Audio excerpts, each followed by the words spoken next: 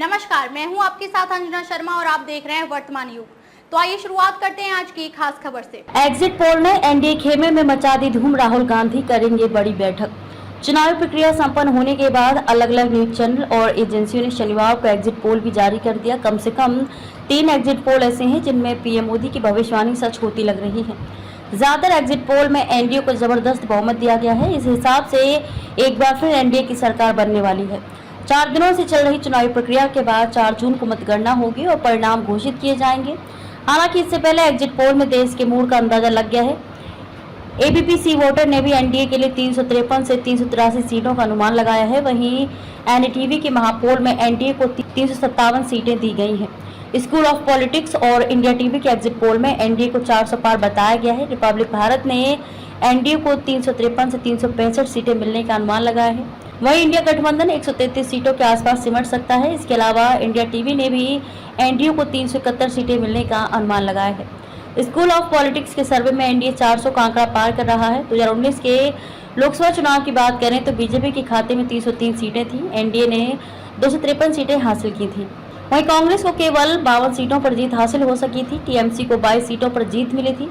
JDU को 16 सीटें और समाजवादी पार्टी को मात्र 5 सीटें मिली थी। बीएसपी को यूपी में 10 सीटों पर जीत हासिल हुई थी। एग्जिट पोल सही साबित हुए तो बीजेपी 2019 वाली जीत दोहरा सकती है। एग्जिट पोल पर क्या बोले राजस्थान के सीएम। राजस्थान के सीएम अजय लाल शर्मा ने कहा कि उनके पास कोई प्रधानमंत्री पद का चेहरा ही नहीं है।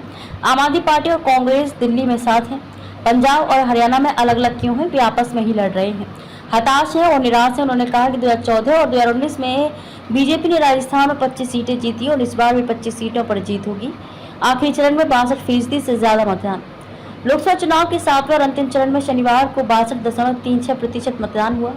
पश्चिम बंगाल के संदेश खाली क्षेत्र में तृणमूल कांग्रेस और भारतीय जनता पार्टी समर्थकों के बीच हिंसा की घटनाएं सामने आई तथा कुछ मतदान केंद्रों पर इलेक्ट्रॉनिक वोटिंग मशीन में गड़बड़ी और धांधली की शिकायतें दर्ज की गई।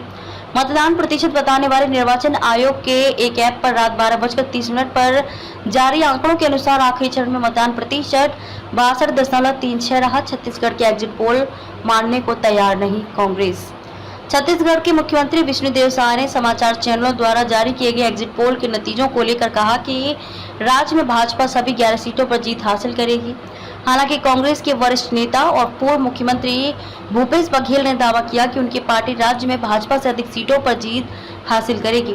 एग्जिट पोल में राज्यों को बढ़त दिखाए जाने पर साय ने कहा कि प्रारंभ से ही लग रहा था कि पूरे देश का आशीर्वाद भारतीय जनता पार्टी और देश के यशस्वी प्रधानमंत्री नरेंद्र मोदी जी को मिलेगा। पूरा देश चाहता है कि मोदी जी तीसरी बार सरकार की बागडोर संभालें। पूरे देश में वातावरण अच्छा था। छत्तीसगढ़ में भी हम सभी 11 सीटें जीतने जा रहे हैं। आज कांग्रेस की बड़ी बैठक।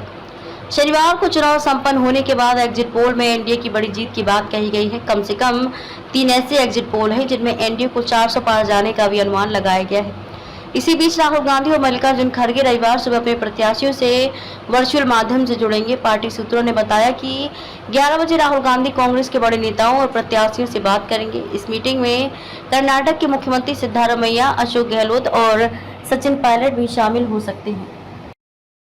खबरों में अब तक के लिए बस इतना ही। फिर होगी आपसे मुलाकात कुछ ऐसी ही खास खबरों के साथ। तब तक के लिए नमस्कार और देखते रहिए वर्तमान युग।